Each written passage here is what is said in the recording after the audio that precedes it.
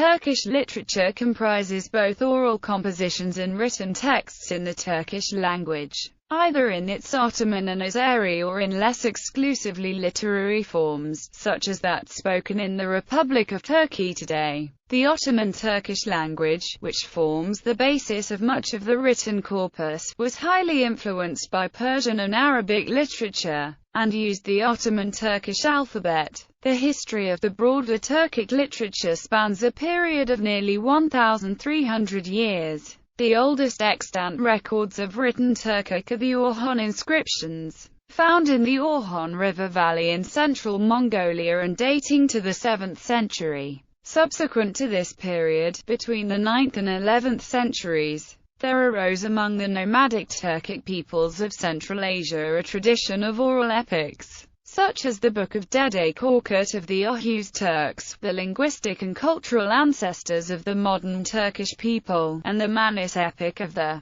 Kyrgyz people. Beginning with the victory of the Seljuks at the Battle of Manzikert in the late 11th century, the Oghuz Turks began to settle in Anatolia, and in addition to the earlier oral traditions there arose a written literary tradition issuing largely, in terms of themes, genres, and styles, from Arabic and Persian literature. For the next 900 years, until shortly before the fall of the Ottoman Empire in 1922, the oral and written traditions would remain largely separate from one another. With the founding of the Republic of Turkey in 1923, the two traditions came together for the first time. The two traditions of Turkish literature. Throughout most of its history, Turkish literature has been rather sharply divided into two rather different traditions, neither of which exercised much influence upon the other until the 19th century. The first of these two traditions is Turkish folk literature, and the second is Turkish written literature. For most of the history of Turkish literature, the salient difference between the folk and the written traditions has been the variety of language employed. The folk tradition, by and large, was oral and remained free of the influence of Persian and Arabic literature, and consequently of those literatures' respective languages. In folk poetry, which is by far the tradition's dominant genre, this basic fact led to two major consequences in terms of poetic style. The poetic meters employed in the folk poetic tradition were different, being quantitative verse, as opposed to the qualitative verse employed in the written poetic tradition. The basic structural unit of folk poetry became the quatrain rather than the couplets more commonly employed in written poetry. Furthermore, Turkish folk poetry has always had an intimate connection with song. Most of the poetry was, in fact, expressly composed so as to be sung, and so became to a great extent inseparable from the tradition of Turkish folk music. In contrast to the tradition of Turkish folk literature,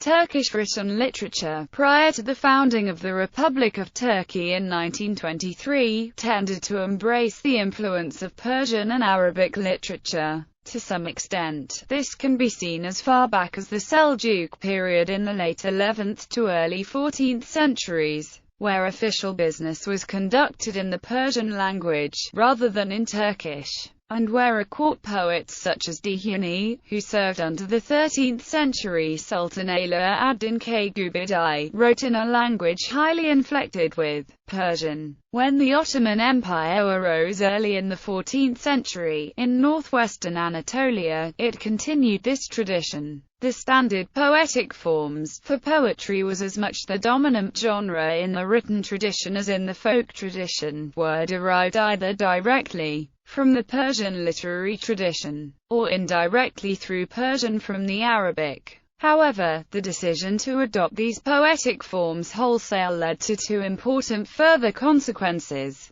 The poetic meters of Persian poetry were adopted. Persian and Arabic-based words were brought into the Turkish language in great numbers, as Turkish words rarely worked well within the system of Persian poetic meter. Out of this confluence of choices, the Ottoman Turkish language, which was always highly distinct from Standard Turkish, was effectively born. This style of writing under Persian and Arabic influence came to be known as divan literature, divan being the Ottoman Turkish word referring to the collected works of a poet. Just as Turkish folk poetry was intimately bound up with Turkish folk music, so did Ottoman divan poetry develop a strong connection with Turkish classical music, with the poems of the divan poets often being taken up to serve as song lyrics. Folk literature. Turkish folk literature is an oral tradition deeply rooted, in its form, in Central Asian nomadic traditions.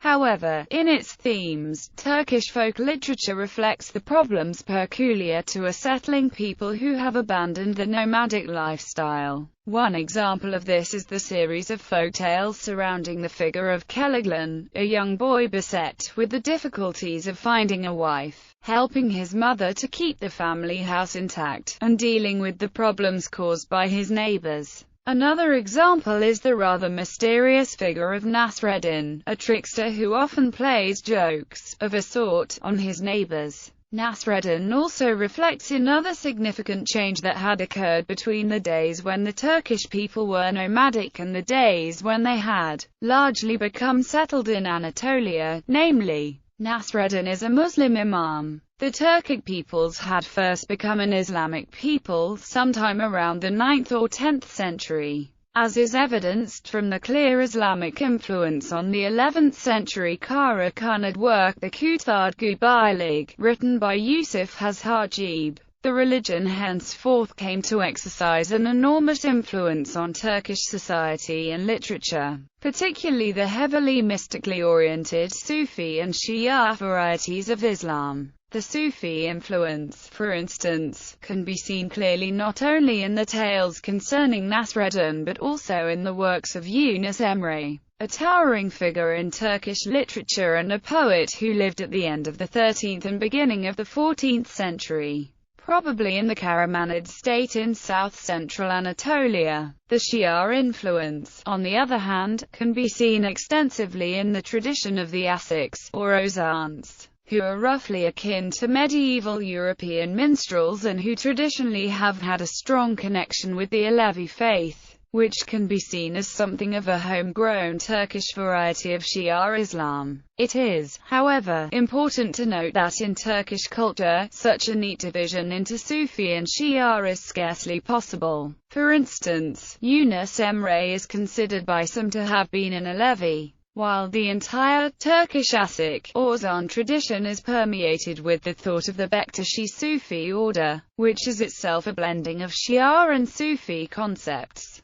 The word Asik is in fact the term used for first-level members of the Bektashi order. Because the Turkish folk literature tradition extends in a more or less unbroken line from about the 10th or 11th century to today, it is perhaps best to consider the tradition from the perspective of genre. There are three basic genres in the tradition: epic, folk poetry, and folklore. The epic tradition. The Turkish epic has its roots in the Central Asian epic tradition that gave rise to the Book of Dede Korkut, written in Azeri, and recognizably similar to modern Turkish. The form developed from the oral traditions of the Oghuz Turks. The Book of Dede Korkut endured in the oral tradition of the Oghuz Turks after settling in Anatolia. Alpamesh is an earlier epic, translated into English and available online. The Book of Dede Korkut was the primary element of the Azerbaijani Turkish epic tradition in the Caucasus and Anatolia for several centuries.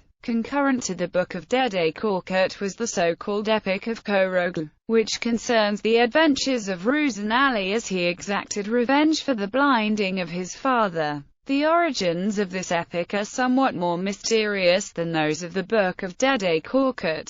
Many believe it to have arisen in Anatolia sometime between the 15th and 17th centuries. More reliable testimony, though, seems to indicate that the story is nearly as old as that of the Book of Dede Korkut, dating from around the dawn of the 11th century. Complicating matters somewhat is the fact that Koroglu is also the name of a poet of the Asik, Ozan tradition. The epic tradition in modern Turkish literature may be seen in the Epic of Sheikh Bedruddin, published in 1936 by the poet Nazim Hikmatran. This long poem, which concerns an Anatolian sheikh's rebellion against the Ottoman Sultan Mehmed I, is a modern epic, yet draws upon the same independent-minded traditions of the Anatolian people as depicted in the Epic of Koroglu. Many of the works of the 20th century novelist Yazar Kemal, such as the 1955 novel memed My Hawk, can be considered modern prose epics.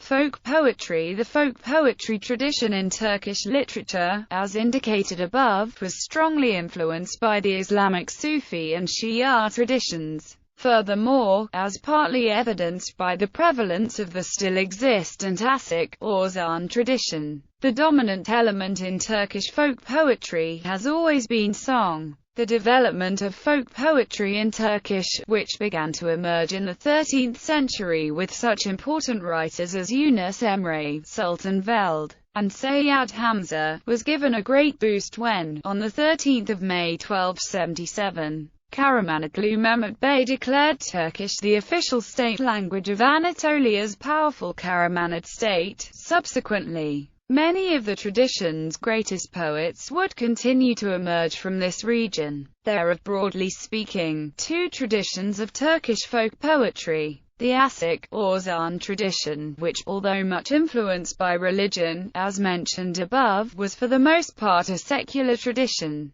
The explicitly religious tradition, which emerged from the gathering places of the Sufi religious orders and Shia groups. Much of the poetry and song of the Asik, or Zan tradition, being almost exclusively oral until the 19th century, remains anonymous. There are, however, a few well-known Asiks from before that time whose names have survived together with their works. The aforementioned Koroglu, Karasalglan, who may be the best known of the pre-19th century Asiks, Dardarloglu, who was one of the last of the great Asiks before the tradition began to dwindle somewhat in the late 19th century, and several others. The Asiks were essentially minstrels who traveled through Anatolia performing their songs on the baglama, a mandolin-like instrument whose paired strings are considered to have a symbolic religious significance in Alevi, Bektashi culture. Despite the decline of the Asik, or Zan tradition in the 19th century,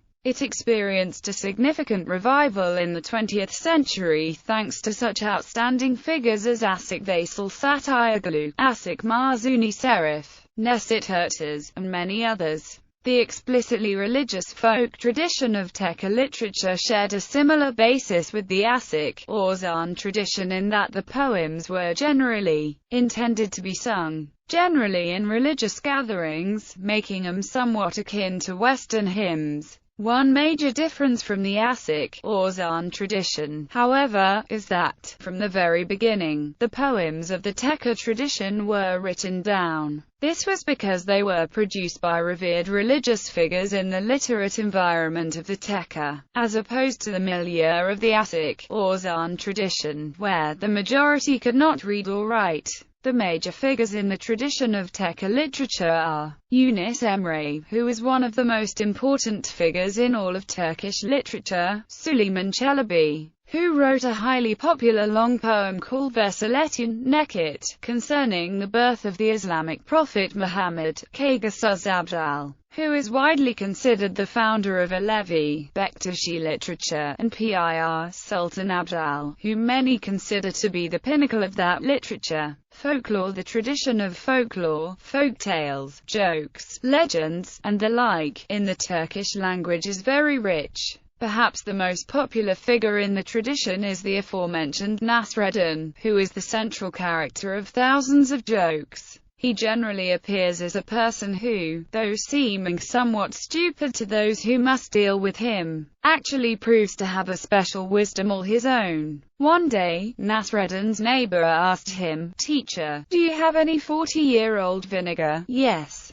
I do," answered Nasreddin. "Can I have some?" asked the neighbor. "I need some to make an ointment with." "No, you can't have any," answered Nasreddin. "If I gave my 40-year-old vinegar to whoever wanted some, I wouldn't have had it for 40 years, would I?" Similar to the Nasreddin jokes, and arising from a similar religious milieu, are the Bektashi jokes, in which the members of the Bektashi religious order, represented through a character simply named Bektazi, are depicted as having an unusual and unorthodox wisdom, one that often challenges the values of Islam and of society. Another popular element of Turkish folklore is the shadow theatre centered around the two characters of Karagoth and Hasavat, who both represent stock characters. Karagoth, who hails from a small village, is something of a country bumpkin, while Hasavat is a more sophisticated city dweller. Popular legend has it that the two characters are actually based on two real persons who worked either for Osman I, the founder of the Ottoman dynasty, or for his successor Orhan I, in the construction of a palace or possibly a mosque at Bursa in the early 14th century.